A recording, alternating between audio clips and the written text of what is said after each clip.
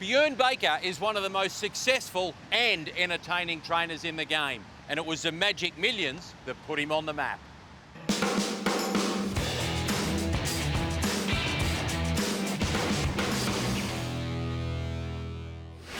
Well, Bjorn, the sales here, Magic Millions, are massive, but for you, the sales growing up in New Zealand would have been really important, but this is next level here.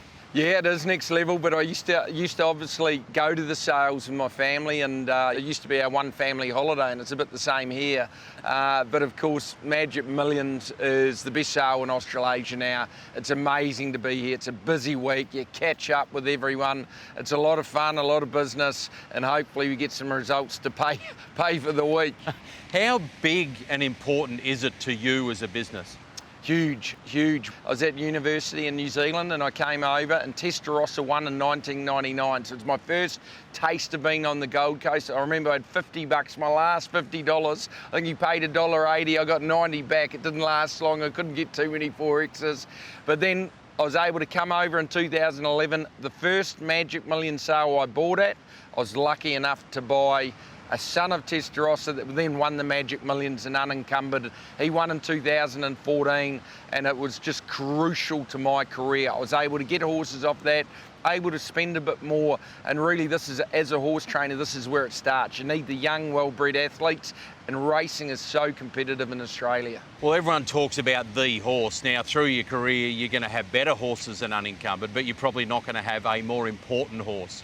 Yeah, I think so. I think he was just so important in terms of getting numbers and new horses. And at the time, I thought it was pretty easy to find a good two-year-old. I've realised how hard it is over the years. I haven't had many that can replicate his ability and replicate his attitude. He just had a remarkable attitude, and to come up by these fast Australian-bred horses, that's what it's about. You'd only been in Australia about 2.5 years. You started with two boxes at Warwick Farm. Yeah, time's gone quick, and the first horse was at Newcastle. I drove up 2.5 hours north, and he got beaten 100 metres. I thought this can't get any worse. I had a horse in the last, she's about 5-1. She got beat a furlong. It's a long drive home, and I said either I'm going to go harder and attack it, or I may as well head home, and thankfully it's worked out for me. Australia has been remarkable to me. It's got the best horse racing week on week in the world. That's a fact. It's now got probably the strongest breeding industry. The stake money's the best, and I tell you what, the people aren't too bad either. We've won you around. You're an adopted Aussie now, but the growth in the stable, like not far off 100 boxes now, top 3 trainer. You pinch yourself a little bit? Yeah, I do, because I do what I love. I love it. I love training racehorses. I love, Tuesday mornings, gallop morning. It's always exciting. Every day you've got action happening. There's never a dull time, which does have its negatives, but I love it. I love doing form. I love getting to the races. I love enjoying it. It's a great time to have fun. There's no better place at the races than having a beer, a bet, and hopefully watching some horses cross the line in front. I said earlier, everyone waits for the horse in their careers to come along. With respect to the horses you've had, you're probably still waiting for the mega champ, but some really nice ones along the way. Summer Doubt, Music Magnate, and one of your favourite, Champagne Cuddles. Yeah, and she's actually got her first foal at the sale, and maybe that could be the big one. But I'm very competitive in Sydney, and I need that big horse. I need the one that's going to dominate a carnival. I'm yet to get it, but I think I'm getting closer. I've got better quality horses. I've got great owners. Of course, we're always looking for more owners too. So anyone interested, bjornbakerracing.com.au. Make sure you sign up to our newsletter. We've got a lot of nice horses this week. It'd be great to have you involved. I'm allowed to do that. Well, of course, and you're pretty good at your social media content as well. Yeah, we try and keep it real. My wife does it. She tends to take the mickey out of me. I think she called me the Great White Fridge this morning. I tend to melt in the sun, and I look a bit like a fridge when I get in the water out there.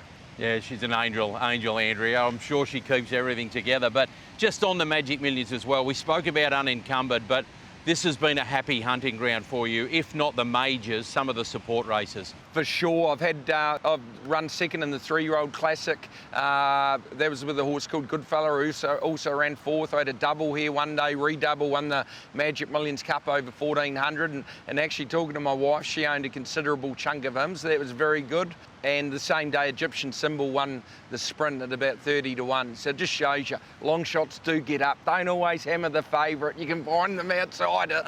Well, you got one of the major chances in this filly, Infatuation, who probably surprised you a little bit getting the job done just a couple of weeks back in Sydney. But there'll be no bigger roar. There's a zillion people involved in the ownership through My Racehorse as well. Correct, and it's great to give people the experience, the communication, and I'm confident she can run a big race. Her work since has been excellent. I think she's come on. I wasn't confident going into Randwick. I thought she had an improvement. She didn't parade well that day. That's an important part of, as a trainer, I love my horses to relax, to parade well.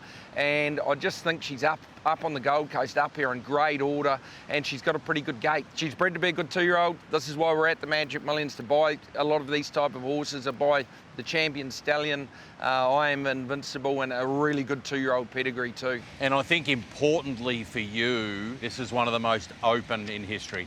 Yeah, for sure, and it is. I think even the gates has probably evened it out a little bit more. So it's the old thing, you've got to be in to win, and if you're not having a bet, you better own one, because there's no better fun than owning a racehorse. So looking beyond this, and this is huge, but is there a couple of horses, we're talking about the horse that you're trying to find, but is there a few in the stable that you're excited about heading towards autumn?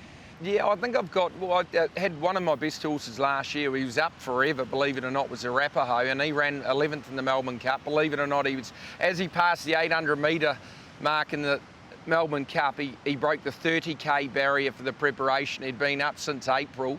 I think he's come back better than ever. I think he's going well. I'm really excited about Shades of Rose. Of course, she ran in the Everest. Overpasses back in the camp. So those are a couple, they're elite sprinters, and hopefully we can get to that very top level. Passagiata, she's a really promising filly, very, very fast. I think I've got another very good 2-year-old filly called Rockabilly Rebel. I've got a nice colt for Derby racing, and they've got one in the syndication this weekend, Rupertar, called Osmosis. He's going to take a little bit longer, but I'm confident he's going to be very competitive when he gets to the races as well. Exciting. Well, it's a massive week. Good luck to you getting through it, but I'm going to say even greater luck to your wife, Andrea, for getting you through it.